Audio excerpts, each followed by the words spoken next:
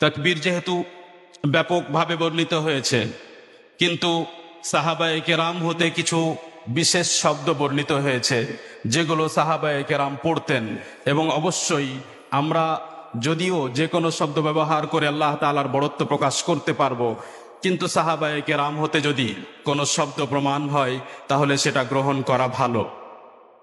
ইবনে মাসউদ রাদিয়াল্লাহু আনহু হতে সহিহ সূত্রে যা প্রমাণিত হয়েছে মুসান্নাফ ইবনে আবি শাইবায়, সেটি হলো আল্লাহু আকবার, আল্লাহু আকবার, লা ইলাহা ইল্লাল্লাহ, ওয়াল্লাহু আকবার, আল্লাহু আকবার, ওয়ালিল্লাহিল হামদ।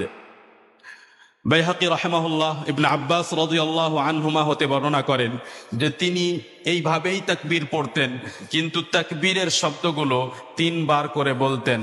আল্লাহু আকবার, আল্লাহু আকবার, আল্লাহু আকবার, লা ইলাহা ইল্লাল্লাহ, ওয়াল্লাহু আকবার, আল্লাহু আকবার, আল্লাহু আকবার, ওয়ালিল্লাহিল হামদ।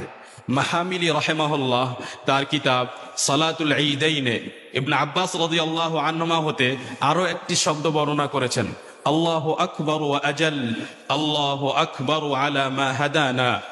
সহিহ মুসলিমে বর্ণিত যে রাসূল সাল্লাল্লাহু আলাইহি ওয়াসাল্লাম একদিন সালাত পড়ছিলেন। এই মুহূর্তে কোনো একজন সাহাবী কিছু শব্দ উচ্চারণ করে আল্লাহ তাআলার বরত্ব প্রকাশ করছিলেন। তিনি বলছিলেন, আল্লাহু আকবারু কাবীরা ওয়ালহামদুলিল্লাহি কাসীরা ওয়া সুবহানাল্লাহি বুকরাতান ওয়া আসীলা।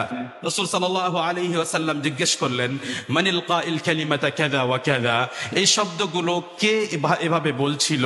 তিনি বললেন, আনা ইয়া রাসূলুল্লাহ, হে আল্লাহর রাসূল সাল্লাল্লাহু আলাইহি ওয়াসাল্লাম, আমি বলছিলাম। রাসূল সাল্লাল্লাহু আলাইহি ওয়াসাল্লাম বললেন, আজিবতু লাহা ফুতিহাত লাহা আবওয়াবুস সামা, আমি অবাক হলাম এই শব্দগুলো শুনে এবং এই শব্দগুলোর সময় দৃশ্য দেখে, যে যখন এই শব্দগুলো উচ্চারিত হচ্ছিল তখন আকাশের দোয়ার খুলে দেওয়া হয়েছিল, আকাশের দরজা খুলে দেওয়া হয়েছিল।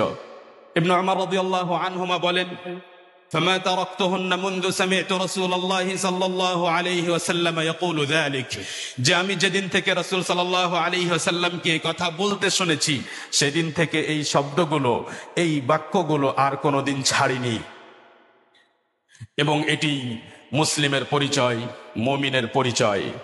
এবং ইবনে উমর রাদিয়াল্লাহু আনহুমা রাসূল সাল্লাল্লাহু আলাইহি ওয়াসাল্লামের সুন্নাতের অনুসরণে প্রসিদ্ধ।